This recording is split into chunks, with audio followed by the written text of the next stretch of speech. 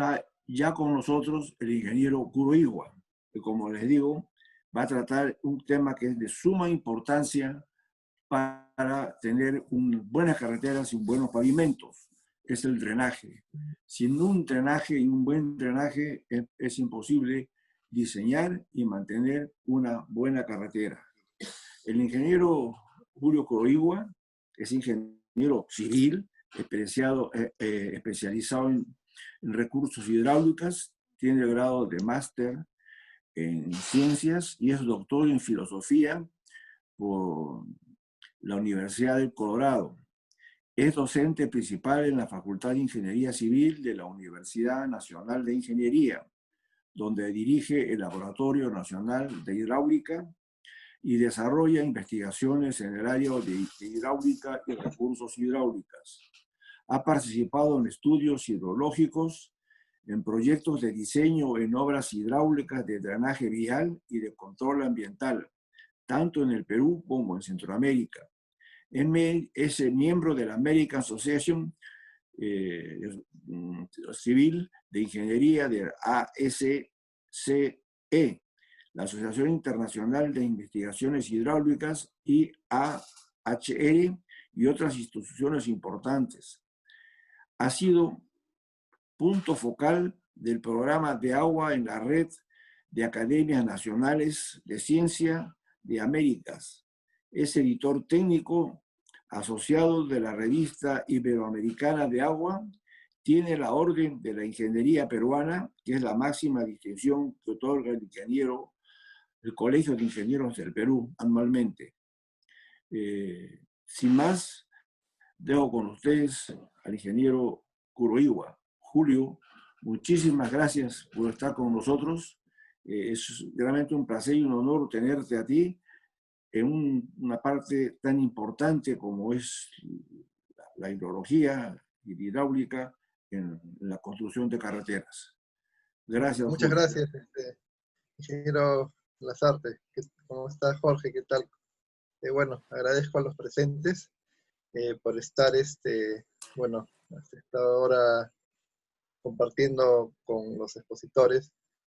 Ahora voy a compartir pantalla y el tema que se me ha encargado es importancia del drenaje en los pavimentos, ¿no? Un poquito más voy a poner énfasis en pavimentos asfálticos. Incluso voy a comentar una sección de algunos artículos recientes que he encontrado. Recientes me refiero de este año, ¿no? En el cual resumen los avances hechos en las investigaciones relacionadas con el asfalto en sí, que no es mi campo, ¿no? Mi campo es la hidráulica. Pero de todas maneras les voy a dejar esta inquietud para que después ustedes puedan consultar y en todo caso algunos enlaces les puedo pasar para que ustedes puedan descargar este material que está en forma de acceso abierto. Bueno, esta presentación le di en antecedentes. Antes de hablar de la importancia del drenaje vial voy a hablar, bueno, que los caminos no son algo nuevo, ¿no? Son estructuras que se han construido desde antes de Cristo, ¿no? Desde 2000 años antes de Cristo, y se les ponía drenaje. Entonces después vamos a ver por qué se les pone drenaje. Vamos a hablar algo sobre el subdrenaje, las soluciones, ¿no?, que se dan para impedir que las vías se dañen por el efecto del agua, el drenaje superficial, y voy a hablar un poco sobre los botaderos, a los cuales no se les da mucha importancia, pero son estructuras en sí que deben ser bien construidas, ¿no? Y también voy a hablar un poco de la interacción con usuarios afectados por la vía por las obras de drenaje, que es algo que tampoco a veces se toma en cuenta, ni a nivel social, ni tampoco a nivel, digamos, de nivel económico, ¿no? Porque después generan problemas que vamos a ver. Y vamos a dar palabras finales y recomendaciones. En esta presentación no vamos a discutir obras de cruce, ¿no? Alcantarillas, puentes, ¿no? En extenso. Solamente las vamos a mencionar algunos aspectos nada más. Bueno, acá tenemos en el lado derecho de la pantalla un sistema de drenaje de la ciudad de Tarros, ¿no? En Sardinia, Italia. Fue construido por los fenicios a fines del siglo 8 a.C., ¿no? Y acá ustedes pueden ver en el lado izquierdo una obra de drenaje para poder drenar un camino de ingreso pues, a esta ciudad, ¿no? Y en Machu Picchu, por ejemplo, que fue construido hace más de 500 años, se han encontrado evidencias del uso de drenes en la plaza principal del complejo, ¿no? Se emplearon cascajos de roca que eran el subproducto del taller de rocas que se emplearon en la construcción de todo el complejo, ¿no? Y ustedes pueden ver al lado derecho la superficie drenante, ¿no? Tienen ahí arena y grava, piedras pequeñas, y relleno de piedras. O sea, la cultura inca tenía grandes conocimientos sobre drenaje, ¿no? Y en este caso para evitar la presión de poros sobre el muro de contención. Entonces estos caminos antiguos, como por ejemplo la Vía Apia en Roma, bueno, en Italia, este en particular existe en Roma, se puede ver tipo de drenaje superficial, ¿no? Y como ustedes pueden ver en la parte de abajo, hay unas zanjas de drenaje, y también debajo tiene material drenante. Y en el Capac Ñan, en la red de caminos Inca, hay un trabajo por el licenciado Alfredo Bar, que indica que el tramo entre Casme y Huaraz contaba con un eficaz sistema de drenaje. Hay un trabajo muy interesante, ahí están los enlaces, ustedes después lo pueden descargar, sobre cómo se empleaba drenaje en caminos Inca. Entonces, ¿pero por qué? ¿Por qué nos interesa en el caso, por ejemplo, ya de carreteras modernas, ¿no? Y debemos actuar que no es solamente porque el agua afecte el asfalto, sino porque, en principio, el exceso de agua puede generar condiciones muy peligrosas de manejo, ¿no? Por ejemplo, se evita la acumulación de agua, por ejemplo, en los puntos bajos, ¿no? En los cuales se puede producir un efecto de hidroplano, de flotación. Un auto, por ejemplo, que viene a una cierta velocidad, entra en un punto bajo, entra en flotación y sale por la tangente, ¿no? Generando un accidente. En zonas frías, por ejemplo, si el agua no es evacuada de manera oportuna, puede llegar las 4 o 5 de la tarde y el agua se empieza a congelar y puede haber derrapes, ¿no? Entonces, los vehículos pueden patinar. Es más, yo he sido testigo y esto me ha ocurrido cuando viví en Estados Unidos, ¿no? Y también evita salpicaduras sobre los parabrisas de los vehículos que afectan la visibilidad, ¿no? Una persona que viene manejando y de pronto le salpica de manera constante, pierde la visibilidad y puede chocar. Entonces, para empezar, no solamente se trata de proteger el asfalto, sino también de proteger la vida de las personas que transitan en los vehículos, ¿no? Pero, y acá, por ejemplo, hay un artículo, y acá, bueno, me voy a referir, este está en castellano y ustedes lo pueden descargar, ¿no? Acá hay un estudio de esta revista, que a mí me interesa difundirla porque yo soy editor técnico asociado de esta revista que se llama Revista Iberoamericana del Agua. Hay un artículo que dice la estabilidad de vehículos frente a inundaciones, estudio numérico experimental, Ribagua. Ustedes lo pueden descargar esto de internet, ¿no? Y ese estudio realizado por Martínez, González, Gómez y Russo indica que los vehículos pueden perder estabilidad con tirantes tan bajos como 40 centímetros, ¿no? Aun cuando la velocidad de circulación sea baja. Y se han hecho modelos incluso numéricos para ver en qué momento el vehículo se vuelve inestable, ¿no? Y acá pueden ver en la parte inferior derecha que con 40 centímetros y con velocidades menores a 1 metro por segundo, el vehículo se vuelve inestable. Si la velocidad es mayor, es peor, ¿no? A medida que la velocidad aumenta, el calado o el tirante puede ser menor y el vehículo aún así puede volverse inestable y puede haber problemas, ¿no? Entonces, eso es algo que se debe tomar en cuenta, tomando en cuenta que no solamente puede ser que la velocidad del agua con respecto a un vehículo parado, sino que puede ser la velocidad del vehículo con respecto al agua parada. Entonces ahí también puede haber inestabilidad. Entonces, ese es, digamos, un punto inicial, ¿no? Ese es un punto inicial que uno diseña el drenaje para que la vía sea más segura de transitar, ¿no? Para empezar. Pero bueno, ahora vamos al tema que nos convoca, ¿no? Que dice por qué por qué es importante eliminar el agua, en este caso del asfalto, ¿no? Vamos a hablar del asfalto. Porque el agua es en realidad es un disolvente universal, ¿no? Y hay una serie de teorías respecto a la pérdida de adhesión entre el material bituminoso y el agregado, ¿no? Hay, por ejemplo, la teoría de la traba mecánica, ¿no? Que fue propuesta por, bueno, eso sí es una teoría antigua, pero las demás son bastante modernas, ¿no? La primera es de la traba mecánica, ¿no? Dice, propuesta por McBain y Hopkins en el año 25, indica que las juntas mecánicas son posibles usando material poroso, ¿no?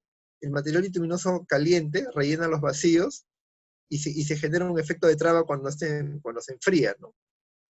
Entonces esa sería la teoría, una teoría antigua. Pero luego hay otra teoría de los bordes débiles, ¿no? De las capas fronterizas débiles, que fue propuesta por Chute y Narding en el año 1999, o sea, hace menos de 20 años, hace un poco más de 20 años, ¿no? Explica la falla en la adhesión debido a la fuerza cohesiva en interfase entre el material bituminoso y el agregado, ¿no? Entonces, la debilidad en la fuerza de cohesividad sería consecuencia de la existencia de contaminantes en la superficie del agregado como polvo, materia orgánica o agua, ¿no? Y en el año 95, Jameson y otros postularon que la formación de capas débiles sería debido a la presencia de agua y variaciones en el pH de la misma, ¿no? Del agua. Entonces, aquí hay teorías que son recientes y que explican. Luego hay otra teoría que es la electrostática, ¿no? Que fue propuesta por Derek Jaguin y sus colaboradores en 1948. Esa es una teoría también un poco antigua como la de la traba mecánica, y establece que la adhesión ocurre debido a una transferencia de electrones entre el material adhesivo y la superficie del sustrato, que tienen diferentes estructuras electrónicas, ¿no? Y agregan que estas fuerzas electrostáticas resultantes tienen un efecto significativo en la fuerza de adhesión, ¿no? Jeffers y otros, en el año 25, postularon que la mayoría de superficies sufren una carga en la presencia de agua debido a su alta constante dieléctrica, ¿no? Que se convierte entonces en un buen disolvente de iones. Es lo que les decía, el agua es un solvente universal. Nuevamente volvemos a lo mismo. Luego está la teoría de la adhesión química, que postula que la adhesión entre el material bituminoso y la superficie de agregado es el resultado de interacción química, ¿no? Schutz y Narding indicaron que el enlace químico sería más fuerte que la interacción física. En ese caso, pues Van der Waals le llamó una fuerza de interacción secundaria, ¿no? Y la termodinámica, que es una teoría más difundida en el presente, ¿no? Que dice que el material adherente se adhiere a la superficie del sustrato, se establecen fuerzas interatómicas y moleculares de interfase para proporcionar contacto, ¿no? Y Rice, en el año 59, esto también es algo más antiguo, sugirió que con el material bituminoso y los agregados entran en contacto, se establece tensión de adhesión, pero el agua es un mejor agente de humedecimiento debido a una viscosidad, o sea, cuando entra agua, el agua tiene menos viscosidad y menos tensión superficial que el bitumen. En la presencia del agua, el bitumen tiende a ser desplazado a la superficie del agregado. Entonces, en conclusión, por donde lo veamos, el agua es perniciosa para el asfalto. Se debe eliminar lo más pronto posible, ¿no? Y no se deben, digamos, dejar, por ejemplo, fisuras y huecos que permitan que el agua ingrese directamente a la base, bueno, en sí a la superficie asfáltica, ni a la base, ¿no? Y ocurre también que en general, en cualquier pavimento, la acumulación de agua induce la concentración de esfuerzos en zonas de pavimento, ¿no? Induciendo agrietamientos y hundimientos. Y por ejemplo, en los pavimentos de concreto, en las juntas, que no estén bien selladas, y bueno, puede ocurrir un efecto de pérdida de material debido al paso de los vehículos, que se genera una especie de, es como cuando uno truena los dedos, ¿no? Se desplaza una losa con respecto a la otra y empieza a perder material. Entonces, esos son los mecanismos mediante los cuales el agua daña el pavimento. Ahora, acá hay otro tema que quizás en Lima no se vea, no se sienta tanto, pero ¿qué ocurre cuando el agua ingresa, por ejemplo, al asfalto, o incluso a los poros del concreto, y después de un tiempo esta agua se congela? Ustedes saben pues que el agua alcanza su máxima densidad a 4 grados centígrados y después baja la densidad. Al baja la densidad quiere decir que se expande, ¿no? Entonces al expandirse puede romper tanto el concreto como el asfalto, ¿no? Y en esos casos, y ustedes dirán, bueno, pero eso en Lima. Bueno, señores, acá las zonas que aparecen en azul en el Perú, eso no va a ocurrir pues ni en la selva amazónica ni en la costa peruana, pero sí puede ocurrir en zonas como por ejemplo Pasco, Junín, Huancavelica, Ayacucho, Cusco, ¿no? Las zonas altas de Arequipa, Puno en particular, ¿no? Y ustedes pueden ver que la zona altiplánica y digamos la que colinda con Cusco es la zona en la que se puede producir definitivamente este problema, ¿no? Entonces es importante evacuar el agua, ¿no? Y bueno, y evidentemente ustedes seguramente saben más de estos temas del asfalto y los pavimentos de concreto que yo, pero la idea era ver por qué es importante eliminar el agua, ¿no? Entonces, ahora entramos a la parte, ¿no? Que un poco más conozco. Acá, por ejemplo, tenemos una zona de afloramiento de agua en la carretera Conococha-Huansalá. Eh, Acá es evidente que hay agua, digamos, que discurre por las laderas. Esta foto está un poco movida, pero es algo que, bueno, ahí se puede notar el agua. Y esta foto fue tomada en febrero del año aproximadamente 2003-2004, ¿no? Y en la parte baja, o sea, acá había una especie de manantial, había afloramientos que salían tanto por la ladera de la montaña como por debajo de la vía, ¿no? Y después de menos de 2 años, el asfalto estaba tan dañado que uno ya lo podía sacar, bueno, ahí yo lo estoy, digamos, he hundido una cuchilla, pero uno lo podía sacar incluso con los dedos, con las uñas, ¿no? Pues estaba muy debilitado este asfalto. Lo que ocurría era que habían hecho la inspección de campo en meses de, digamos, bueno, en meses de estiaje, ¿no? En julio, agosto. Eso fue lo que nos indicaron. Y bueno, en febrero era cuando se habían visto estos fenómenos, ¿no? De afloramiento de agua, debido a la lluvia que se acumula en algún punto y luego aflora por las grietas que pueden haber por las grietas o por los suelos que pueden haber pues en las laderas de los cerros, ¿no? Y bueno, otro tema por el cual uno debe, digamos, tener contar con un buen drenaje es porque el drenaje reduce la erosión en taludes de corte y relleno, ¿no? Y acá, por ejemplo, dicen, bueno, ¿cómo va a afectar eso al asfalto? Claro, si es que nosotros perdemos capacidad, si es que no hacemos unas buenas obras de control de erosión en las laderas de los cerros, ¿no? Por ejemplo, obras de que capten el agua que viene por los cerros, por ejemplo, cunetas, o sea, contracunetas, ¿no? O zanjas de coronación, tiene varios nombres, eh, puede ocurrir esto, ¿no? Y podemos dañar la vía que estamos construyendo o posteriormente podría ocurrir debido a que bueno, en la siguiente figura vamos a ver que esto que uno ha deforestado y que después bueno, una figura que lo voy a mostrar más tarde, ¿no? Que uno corta el sistema natural y luego uno protege el sistema nuevo, ¿no?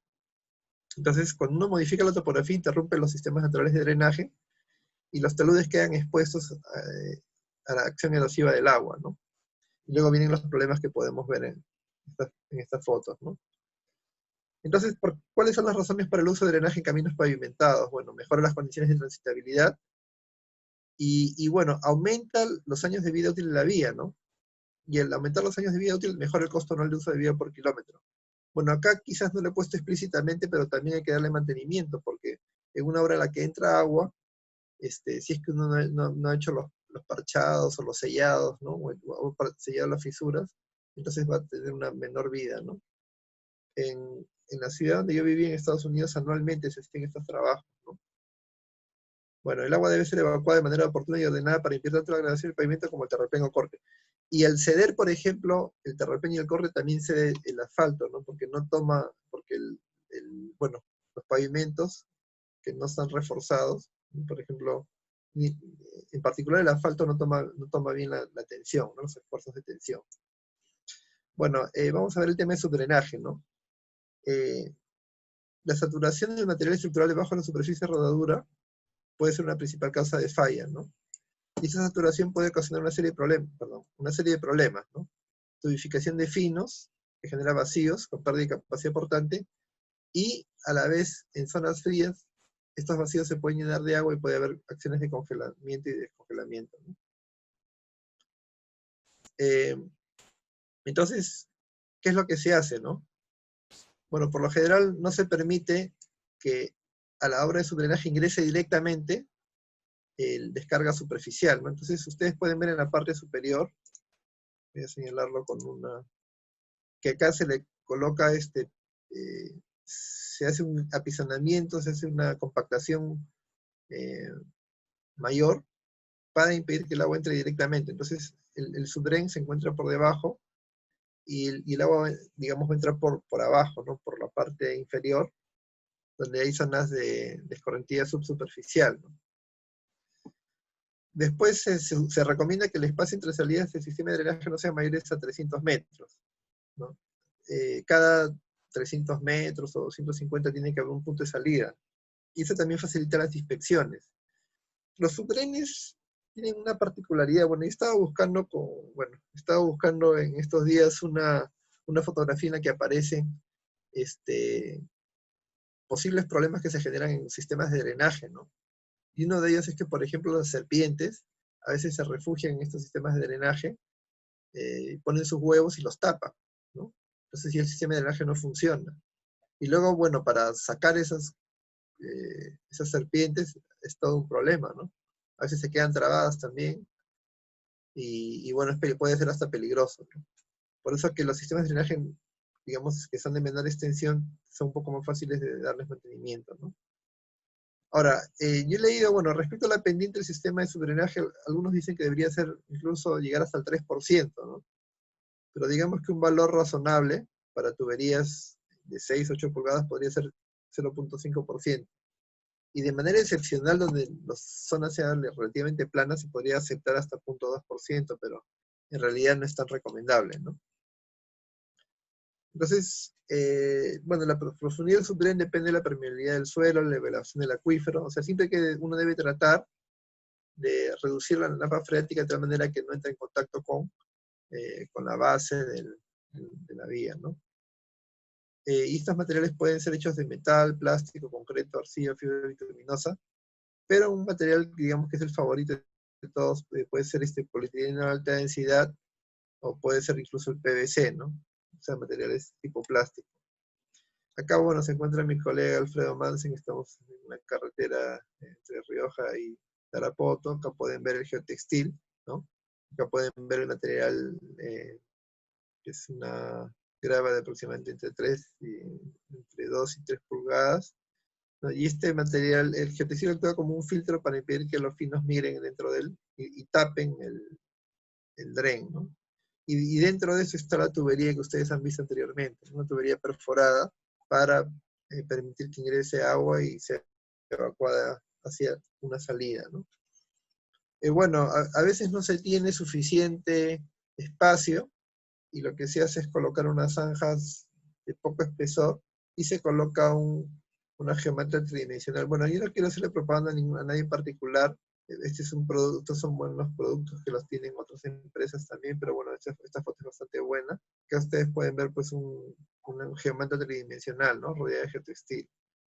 Acá, bueno, el geotextil está por fuera, y eso protege el ingreso de material que pudiera tapar la geometría tridimensional, ¿no? Y bueno, evidentemente el drenaje superficial es importante, ¿no? Ya que vamos a referirnos a las obras de drenaje menores, a las pequeñas, ¿no? Miren, acá el medio natural, más o menos, este cerro tenía este perfil, ¿no? Si hacemos un corte acá, en este punto tenía este perfil, y acá tenía, bueno, acá se ha conformado ¿no? La plataforma donde está la vía, y acá hay un corte, ¿no? Entonces, el agua, si es que uno no le coloca estas zanjas de drenaje, o cunetas de coronación, tal vez se les llama contracunetas, entonces el agua va a discurrir y va a empezar a chorrear por el costado por el costado, ¿no es cierto?, por la margen, por el lado derecho de la vía, y va a erosionarla, ¿no? Bueno, entonces, ¿qué es lo que? Bueno, acá hay un esquema, ¿no? Acá vienen los flujos provenientes de las zonas altas, entran a las zanjas de drenaje, ¿no? O a las contracunetas o zanjas de coronación, ¿no? Y luego estas son conducidas hasta el ingreso a una alcantarilla. La alcantarilla pasa por debajo de la vía, y se entrega un curso de agua natural o terreno natural. Ojo que la alcantarilla también, evidentemente, tiene que estar protegida contra los efectos de la erosión, ¿no? Acá se debe colocar una fosa de disipación de suficiente profundidad, ¿no? Y de suficiente tamaño para que no progrese, ¿no? Bueno. Y bueno, acá, por ejemplo, esta vía simplemente se ha construido, bueno, acá tenemos los carriles, ¿no?, de circulación, y acá tenemos que el agua que viene de la parte alta va a chorrear, simplemente va a chorrear y va erosionando esa plataforma, ¿no? Estoy cerca de La Oroya, en la carretera de La Oroya a Huancayo. Una foto que se tomó hace un buen tiempo, pero básicamente describe un problema. Entonces, en esos casos lo que uno hace es, acá, bueno, uno le coloca un bordillo, ¿no? Para impedir que el agua chorree sobre la, ¿no? Y este bordillo impide que los flujos se derramen por el talud externo y le erosionen, ¿no? Y empiecen a generar problemas que poco a poco se van convirtiendo en un derrumbe de mayor tamaño, que se pueden ir acercando a la carretera incluso. Ahora, acá, por ejemplo, este es unas fotografías. Hay un refrán que dice que el diablo está en los detalles, ¿no? Si uno, por ejemplo, deja un pedazo sin proteger, y luego tenemos un talud de fuerte pendiente, el agua va a empezar a discurrir por ese talud, y si ese talud no está protegido con vegetación, etcétera, ¿no? Entonces lo que va a ocurrir es que se va a formar primero unos surcos, luego se va a formar unas zanjas, unas cárcavos, y finalmente unas zanjas, y esto va a colapsar y va a causar problemas abajo. Entonces en estos casos, ¿uno qué hace, no? Uno coloca bordillos, en esta parte coloca bordillos, ¿no? Para que conduzcan el agua hasta esta estructura de evacuación que son gradas disipadoras, ¿no? Que van disipando la energía en cada grada. O sea, cada vez que el agua cae entre una grada y otra, golpea, y ese golpe genera una disminución de energía, ¿no? En la grada. Acá también tenemos una especie de como zanjas que intersecan el agua, ¿no? Y que bueno, alivian un poco cortan un poco la bajada, pero acá se siembra una especie de pasto, que en el caso de esta carretera que queda en El Salvador, es la carretera longitudinal del norte, una zona en la que llueve bastante y hay tormentas, digamos, tropicales que afectan regularmente. En los últimos tiempos ha habido bastantes tormentas tropicales de ese tipo. Entonces, esto acá se cubre pues con vetiver, ¿no? Y la inclinación que se le trata de dar es máximo 2 horizontal, 1 vertical, ¿no? O sea, 26 grados. Y bueno, abajo, esta cuneta que se encuentra abajo, ¿por qué ponen una cuneta si el agua viene por la bajada, ¿no? Ellos le llaman bajantes, por las gradas disipadoras. Bueno, lo que pasa es que recibe el agua las gradas disipadoras y también recibe el agua que viene de esta parte que debería estarse, bueno, que se siembra.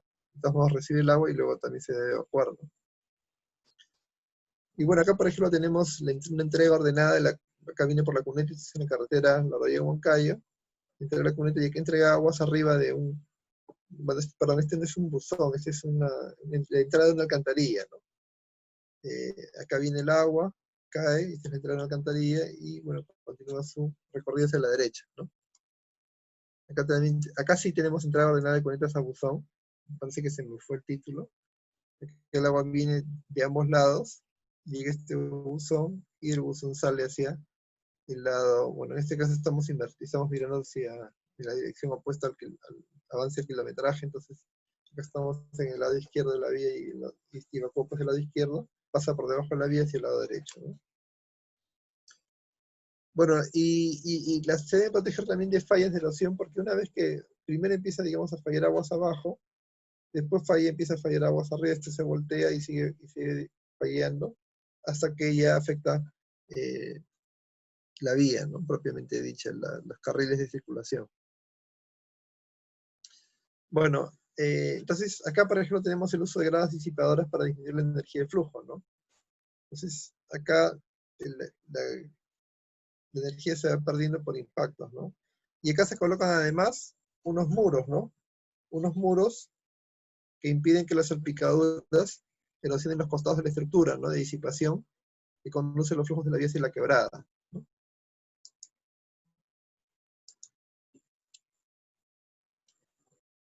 Bueno, estas gradas disipadoras se utilizan incluso en caminos rurales, ¿no? O sea, no es exclusivo de los caminos de la Panamericana o de caminos de mayor tamaño, ¿no? Caminos principales.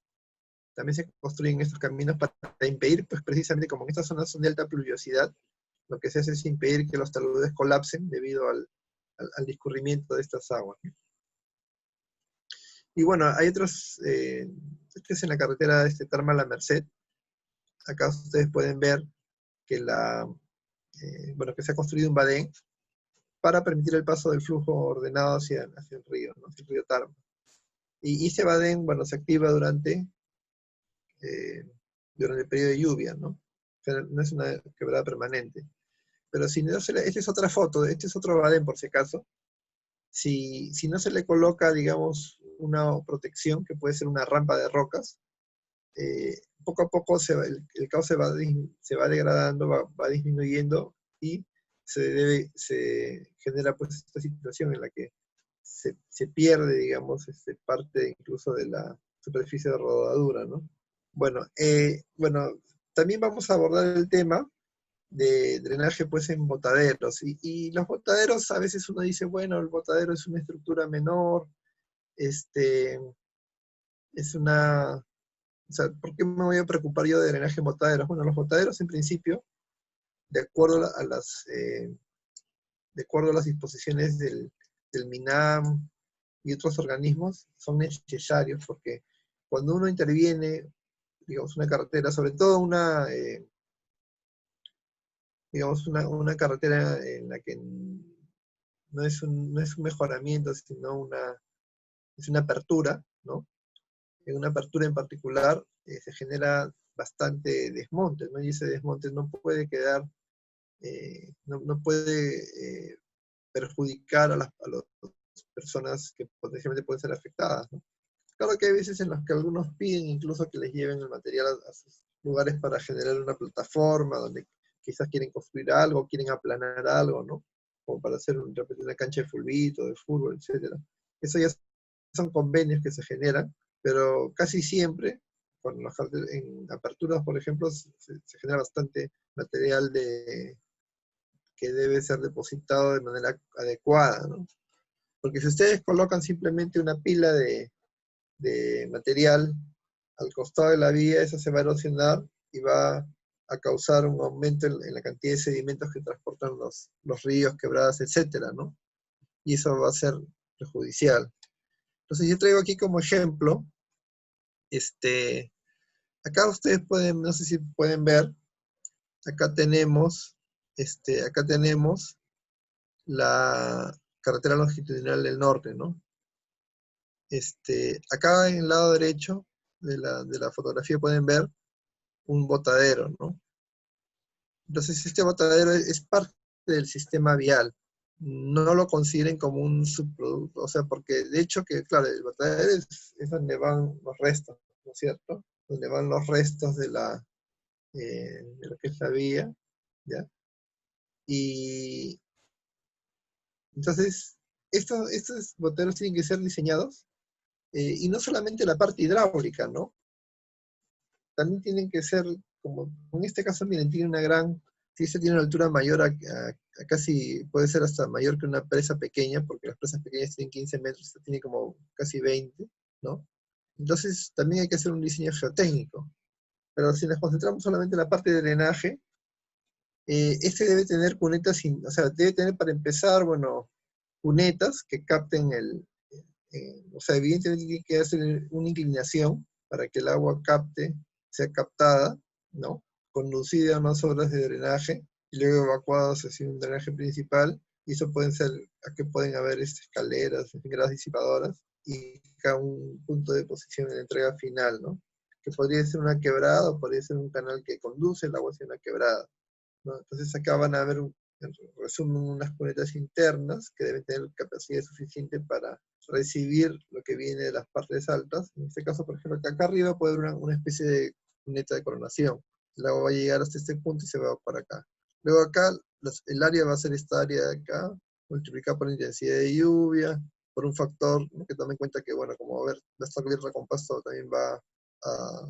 Eh, no va a generar pues bueno, va a generar un retardo en el flujo, y va a generar una velocidad menor y menos erosión, ¿no? Y eso va a ser captado por las cunetas que van a conducir hacia este punto de evacuación principal, ¿no? Y acá el último va a haber evidentemente una cuneta que va a ser paralela a las otras dos y que va a conducirlo un aumento, digamos, va a generar un aumento en la salida, ¿no? Que no es muy significativo tampoco. Entonces, en las laderas se debe colocar un pasto tipo vetiver, ¿no? Es un pasto que crece de manera rápida y que tiene una buena cobertura, ¿no? Ahora, hay gente que no le gusta mucho usar el pasto vetiver por una razón muy sencilla, ¿no? Porque este pasto tiende a ser, bueno, en algunos casos, cuando no es una especie nativa, las especies foráneas pueden causar una serie de problemas, ¿no? Y he sido testigo en algunos estados de Estados Unidos que han traído, por ejemplo, una planta que se llama el katsu, que es una enredadera, y que fue usada en Estados Unidos en las zonas del sur, ¿no? En Mississippi, en Luisiana. Y la verdad es que ese katsu, bueno, lo que hizo fue destruir un montón de especies nativas, que además eran refugio de ciertos animales, ¿no? Entonces, se puede generar, si uno no usa una especie no nativa, puede tener problemas ambientales posteriormente, ¿no? Bueno, entonces prácticamente ahí estaría con este tema, ¿no? Miren, cuando uno diseña una obra de drenaje, uno debe tomar en cuenta las personas que están alrededor de la zona de drenaje. O sea, uno debe tomar en cuenta a las personas que están trabajando, ¿no? Que están trabajando o que viven alrededor de la obra, o que pueden ser afectados, o que van a ser incluso usuarios primarios porque viven al pie de la vía y bueno, van a ser también afectados, ¿no? Entonces uno debe considerar obras complementarias. Porque en los presupuestos a veces se deja de lado, por ejemplo, accesos peatonales y accesos viales a las viviendas, ¿no? Y ahorita vamos a ver que eso no es solamente patrimonio exclusivo nuestro, sino que también ocurre en otras realidades similares a la nuestra. Acá, por ejemplo, miren, este es en La Oroya, en la carretera de La Oroya, Huancayo, un poco al sur de La Oroya. Acá podemos ver que acá había un acceso a la vivienda, que hay un garaje, ¿no? Y bueno, mientras construían la carretera, pidió que le trajeran probetas de concreto, ¿no? O de repente él dijo, bueno, en vez de botarlas, dénmelas, le dan las probetas de concreto. ¿Y qué hace? Tapa la salida de la cuneta que va a entregar justamente a una hora de cruce, ¿no? Entonces tapa la cuneta y le pone tierrita. Entonces el, la persona está feliz porque puede seguir entrando a su casa a través de este acceso. Pero ¿qué pasa? Que con el tiempo eh, la gente pues dice, bueno, este, viene una avenida y el agua se sale por todos lados, ¿no? Y ya no funciona como debería funcionar. Y luego acá tenemos un camino rural en El Salvador, en el cual ha pasado lo mismo. Bueno, este es el mismo lugar, por si acaso, ¿no? Acá tenemos una cuneta que está descendiendo, y acá, bueno, el señor tiene una camioneta, bueno, acá está la marca Toyota, quiere ingresa por través de esta, eh, digamos, pasa por encima de la cuneta, ingresa a su vivienda, ¿no? Entonces, y eso está mal porque cuando venga el agua por la cuneta, el agua se va a salir por todos lados, ¿no? Entonces acá tenemos dos ejemplos, uno en Sudamérica y otro en Centroamérica, en los cuales se puede apreciar que el drenaje no va a ser eficiente, efectivo, porque los usuarios han alterado las condiciones. Y hay otros ejemplos más, ¿no? En la carretera Lima-Canta hay un montón de ejemplos en los que la gente, las partes que han sido cortadas, en fin, las reponen temporalmente bueno, hasta que falle o hasta que lo vuelvan a...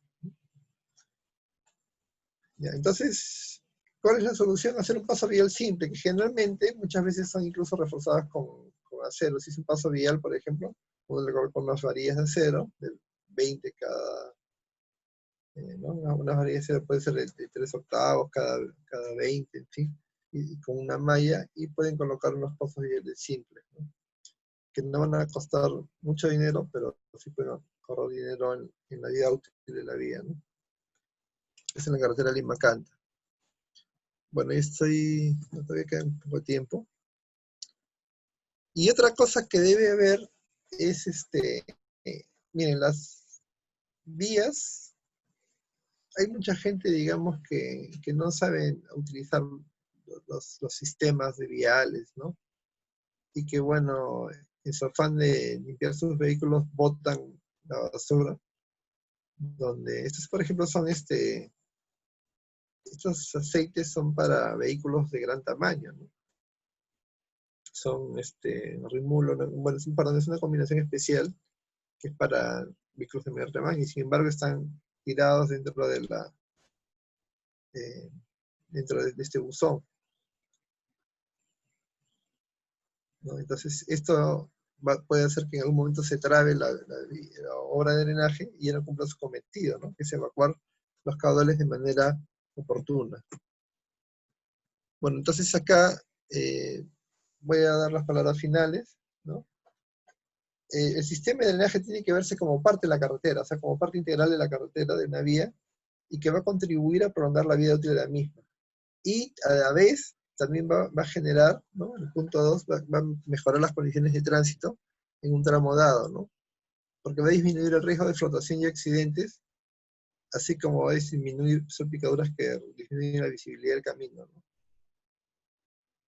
Bueno, el drenaje superficial va a contribuir a aumentar la vida útil de la superficie rodadura al disminuir el paso de los números, ¿no?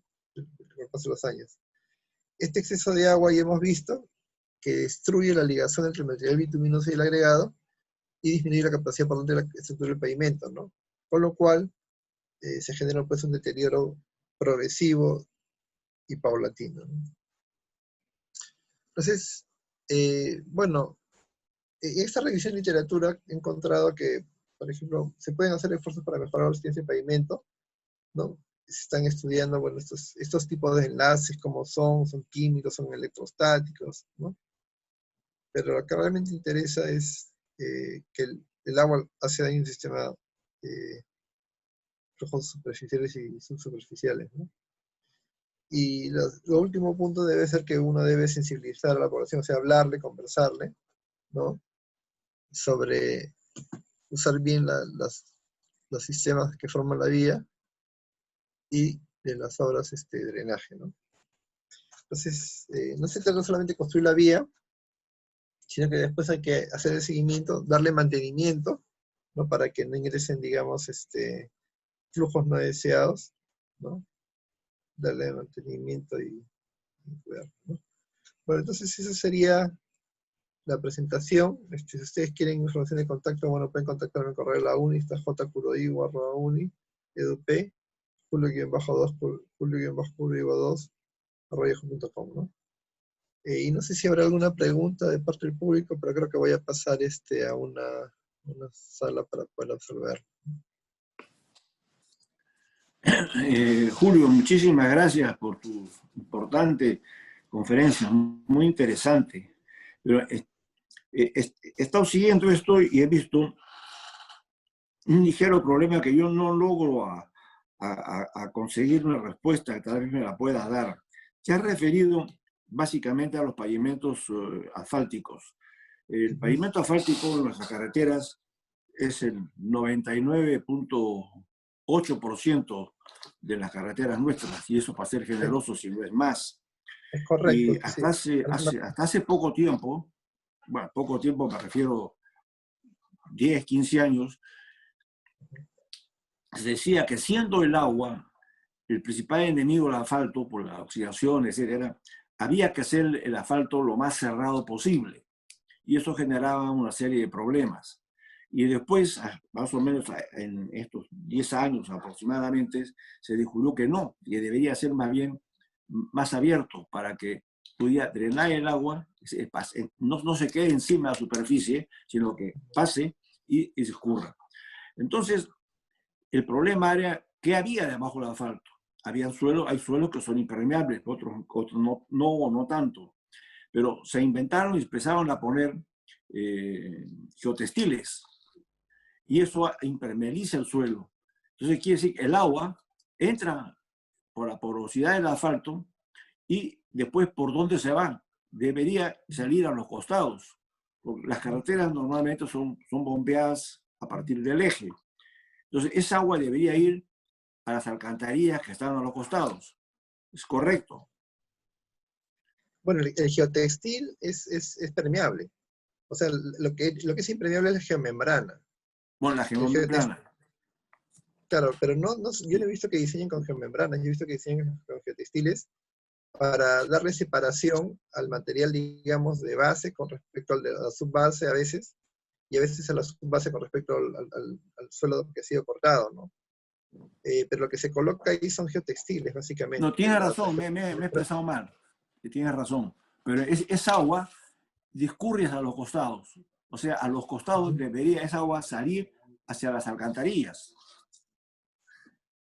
Puede ser a las alcantarillas o puede ser a terreno natural si es que uno le pone una protección a la salida. De todas maneras, el agua sale con una velocidad muy baja, pero lo que a veces se hace es colocar una pequeña protección con un poquito de ripio, de enrocado, ¿no?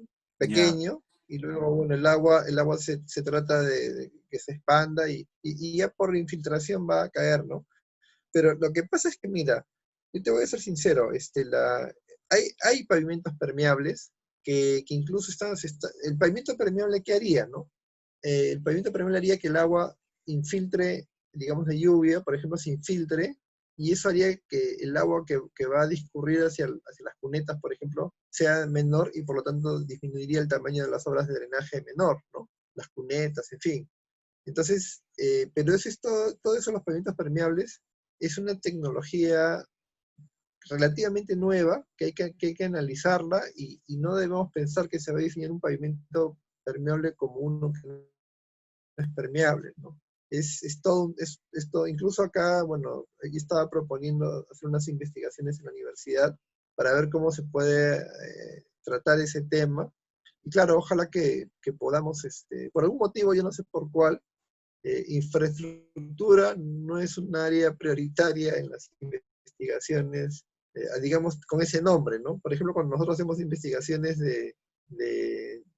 en ríos sobre erosión, defensas ribereñas, lo ponemos como ciencias de la tierra, pero como línea de prioritaria del país, siendo un país en vías de desarrollo, y la infraestructura no aparece. Entonces, es algo que nosotros también vamos a luchar para que haya investigación en temas de infraestructura, porque las soluciones que podemos dar los países como el nuestro, quizás como Chile, como Colombia, no son las mismas que va a dar otros países europeos donde la mano de obra es sumamente cara. O sea, es posible que caigan trabajos en los que se pueda dar más trabajo a mayor cantidad de gente, con una mano de obra que no sea tan cara, evidentemente con sus trabajos, sus beneficios y todo, pero aún así no va a ser tan cara porque ni siquiera nosotros tampoco ganamos tanto que un país, hay muchas soluciones que se han dado pensando en que la mano de obra es cara, ¿no? Y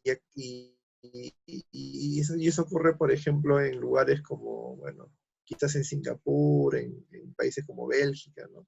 Pero cuando tenemos o sea, una geografía tan diferente como la nuestra, donde tenemos otro tipo de capacidad, donde posiblemente querramos emplear a más cantidad de gente, entonces la solución no va a ser igual. Y nadie más va a escribir de eso que nosotros mismos. Por eso que yo acepté hace un tiempo también ser editor de una revista en castellano, porque hay problemas que lo podemos solucionar de una manera un poquito diferente, ¿no? Y hay que ver eso de los pavimentos permeables porque sí, puede ser una buena solución para zonas, por ejemplo, como Piura, como, ¿no? La parte norte del Perú, por ejemplo, la parte donde el suelo, digamos, el subsuelo es más permeable, ¿no? En la selva, por ejemplo, hay bastantes arcillas expansivas, incluso eso habría que verlo con más detenimiento, ¿no? Y en algunas partes, como por ejemplo en las zonas interaninas como Huánuco, ¿no? También podría ser una solución. Pero cada lugar va a requerir una solución un poquito diferente. Y bueno, de lo que tú estabas hablando al principio, eso puede ser que ocurra pues en condiciones entre comillas más o menos normales, cerca de Lima, en la costa, ¿no? Muy bien, muchísimas gracias, Julio. Muchas gracias y una vez más un placer tenerte nuevamente con nosotros.